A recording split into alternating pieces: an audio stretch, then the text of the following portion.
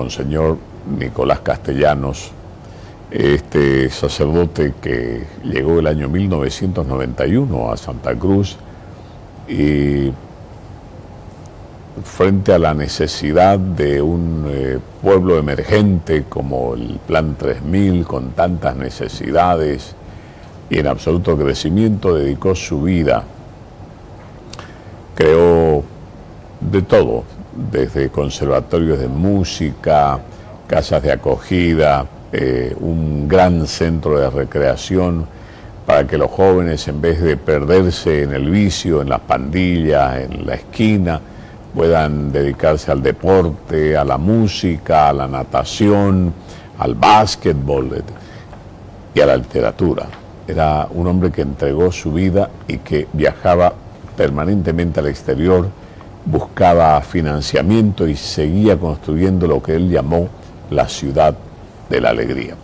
Sus restos mortales serán velados desde este jueves en una capilla que hay allí en la zona del Mechero, y el día viernes se procederá al sepelio respectivo. Estamos dándole calidad a la educación, porque un país cambia el día que cambie la educación. Un país que no invierta en educación no invierte en desarrollo social. La mañana de este miércoles, a la edad de 90 años, se dio a conocer el lamentable fallecimiento del Monseñor Nicolás Castellanos Franco, un hombre de fe y acción que transformó vidas en el Plan 3000 a través de la Fundación Hombres Nuevos. Lamentamos comunicar el deceso de Monseñor Nicolás Castellanos esta mañana a las 11:01 de haber sido sometido a una operación de emergencia debido a una hemorragia cerebral. Su amor por los más necesitados se reflejó en cada obra, en cada niño que recibió educación, en cada familia que encontró la esperanza y en cada barrio que vio en él un verdadero pastor y guía. El día de mañana, jueves, desde las 8 de la mañana, estaremos en su velorio en la iglesia San Óscar Romero, junto al Mechero, en el Plan 3000, todo el día. Y el día viernes a las 9:30 de la mañana será la misa de funeral en la misma iglesia y después trasladado al cementerio Memorial Park. Pues lo vamos a recordar como un hombre creativo, un hombre valiente, un hombre preocupado por los pobres y que ha conseguido pues grandes ayudas para poder construir los colegios que ha construido, los centros que ha construido, las iglesias que ha construido. Su legado de solidaridad, justicia y amor permanecerá vivo en cada rincón de todas las personas que ayudó, inspirándonos a continuar. Vamos, por favor, habla el ministro de Gobierno. Disculpas. Hasta no tener todos los elementos técnicos y científicos para poder demostrar qué fue lo que realmente ocurrió el día de hoy en el departamento de Santa Cruz. ¿Dónde trabajaba actualmente el capitán? La unidad en la que trabajaba. Se encontraba trabajando, desempeñando funciones en el batallón de seguridad en el departamento de Santa Cruz. Se están recolectando estos informes porque recién estaba saliendo a trabajar de su domicilio aproximadamente entre las 9 y 10 de la mañana, y esos son elementos que vamos a seguir aportando en la investigación. Lo único que queremos pedirle es paciencia con el trabajo investigativo que está efectuando.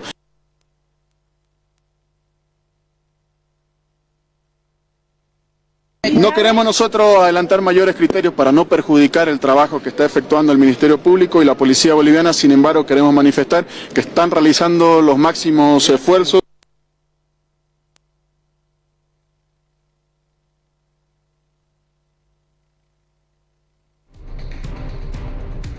No voy a dar mayores elementos, quiero manifestar que esto está en pleno proceso de investigación. Muchas gracias. Las palabras del ministro de Gobierno Eduardo del Castillo, quien se ha referido. Volvemos con el anterior tema, donde la historiadora Paula Peña señaló que el Monseñor Nicolás Castellanos llegó a Santa Cruz de la Sierra cuando aún tenía muchas necesidades para ayudar a quienes menos tienen y más necesita. Manifestó que fue el ángel del Plan 3000 por toda la transformación que hubo gracias a él. Castellanos llegó a Santa Cruz de la Sierra en 1992, una ciudad todavía no llegaba al 1.000.000 de habitantes, un poco más de 700.000 habitantes, una ciudad con muchísimas necesidades, porque esa era Santa Cruz de la Sierra en 1992, una ciudad además con barrios populosos como el Plan 3000. Monseñor Castellanos dejó su diócesis en España, vino a establecerse, a hacer lo que de alguna manera el Papa Francisco habla, la iglesia avanzada, esa iglesia para estar con aquellos que menos tienen y que más necesitan, ¿no? Entonces se estableció en este barrio y creo que fue el ángel guardián de ese barrio porque transformó la vida de muchas personas, no solamente con la obra educativa, que es importantísimo, con las becas a la universidad. Él transformó entonces la vida de la gente, creó la Escuela Nacional de Teatro, que es la única escuela de teatro y la más importante que tiene este país. Y como él decía siempre, ¿no? El templo, la cancha, ¿no? Entender que había que promocionar la vida de los que menos tienen, de los menos privilegiados, de los más carentes, con el deporte, con el estudio y por supuesto con una fe importante en la Iglesia Católica. Bueno, el legado más importante es justamente poner en valor la Iglesia Católica y la educación como una vía de transformación para los jóvenes. Cambiando de tema, porque la Confederación de Panificadores de Bolivia amenaza con paralizar la producción, la elaboración del pan de batalla. Acusan a EMAPA de no estar entregando los insumos necesarios, los insumos comprometidos para evitar el incremento del precio del pan.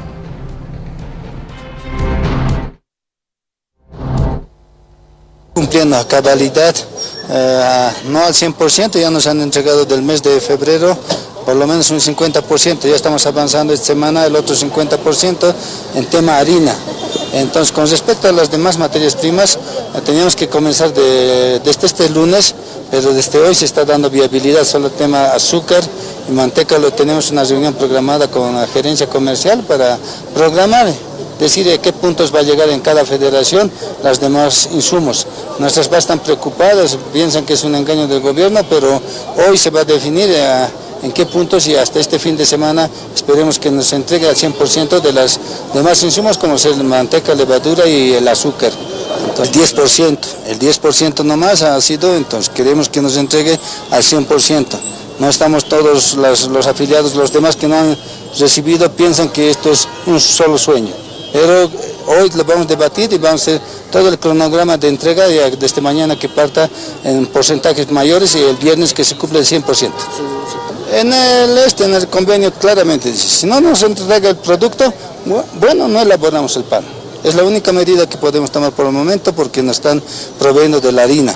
Entonces, en incumplimiento, dejaríamos de elaborar. No vamos a meter un paro, nada, pero en el convenio es esa situación.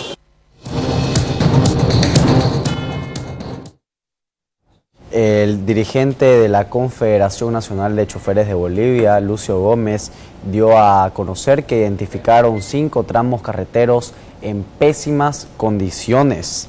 Lamentó que el gobierno nacional destine los recursos económicos a destiempo para realizar los mantenimientos. Asimismo, piden que se realice una inspección conjunta con la ABC a las vías de la red vial fundamental. Tenemos todas las carreteras del país en esta época de lluvia, hablando en Chuquisaca. Casi 2 semanas estaba incomunicada la carretera Sucre-Monteagudo, felizmente se ha podido restablecer la transitabilidad. Tenemos un tramo Salto Monteagudo que es muy complicado en esta situación. Esperemos que con los proyectos que se están implementando se pueda resolver. Y después, hablando de las otras carreteras, mire, la carretera casi nueva tenemos La Paz Oruro, pero cuando ustedes viajan esa carretera pareciera de unos 15 a 20 años de transitabilidad. Sin embargo, no es así, tenemos baches por todo lado y eso genera permanentemente los accidentes correspondientes en esa ruta. Tenemos La Paz al sector de Yungas, bueno, ni hablar de esa carretera, el propio ministro ha reconocido tenemos fallas geológicas, no tenemos plataformas en los lugares más complicados. Esperemos también estos temas que vayan resolviéndose de acuerdo a las reuniones que estamos coordinando con ABC Central Nacional. Y otras carreteras, por ejemplo, Sucre, Cochabamba, Santa Cruz, tenemos por el sector de Emilia Guanusca. Permanentemente se cae la plataforma, lamentablemente. A destiempo destinan los recursos económicos, intentan hacer el mantenimiento en esta época que no es viable, que no podemos hacer, sino tenemos que hacer en tiempo adecuado los mantenimientos para no tener esos problemas, ¿no? Ese es un tema de las carreteras del país.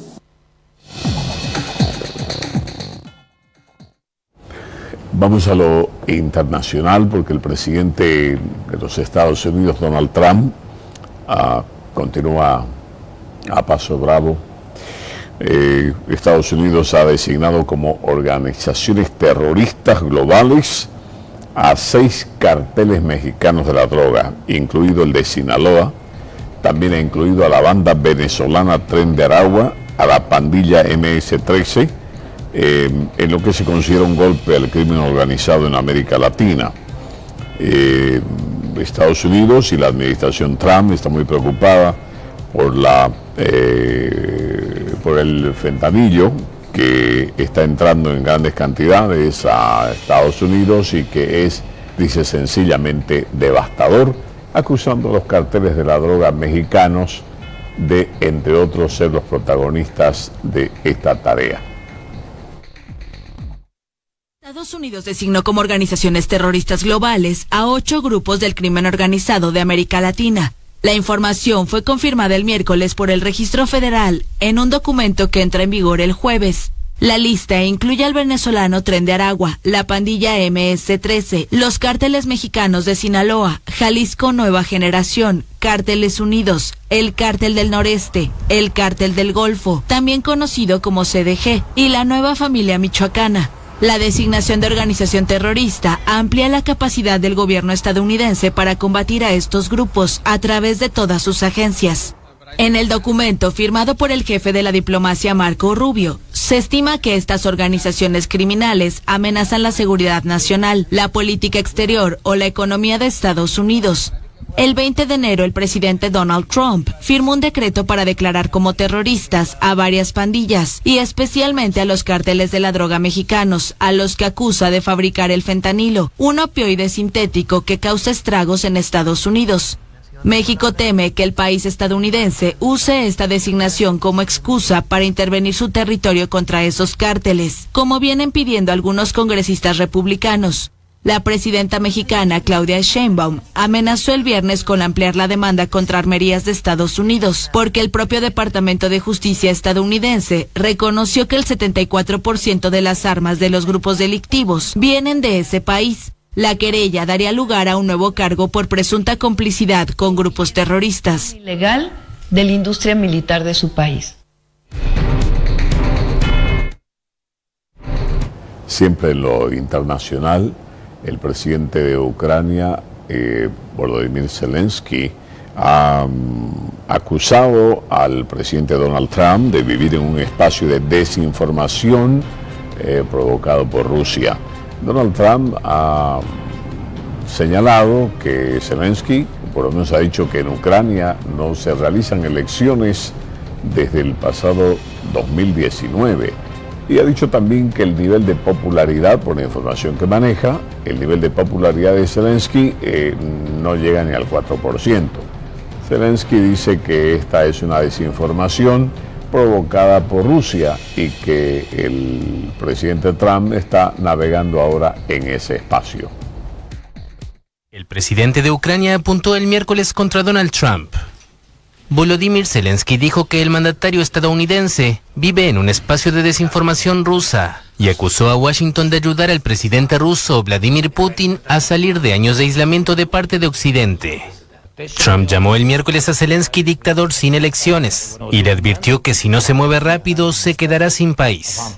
Un día antes pareció considerarle responsable de la invasión rusa de Ucrania, haciéndose eco de la retórica del Kremlin. Desafortunadamente, el presidente Trump, a quien tenemos un gran respeto como líder del pueblo estadounidense, a quien respetamos mucho, que nos apoya constantemente, desafortunadamente vive en este espacio de desinformación. El martes, los jefes de las diplomacias rusa y estadounidense acordaron nombrarse en 2 equipos para negociar el fin de la guerra en Ucrania sin invitar a Kiev ni a los europeos, que temen un acuerdo a sus espaldas y en contra de sus intereses. Putin evaluó las conversaciones positivamente y afirmó que constituyen un primer paso para restablecer las relaciones entre ambos países. Es imposible resolver muchas cuestiones, incluida la crisis ucraniana, sin reforzar el nivel de confianza entre Rusia y Estados Unidos. El mandatario dijo además que una brigada rusa lanzó una incursión en territorio ucraniano desde la región de Kursk, una afirmación que fue desmentida inmediatamente por Ucrania.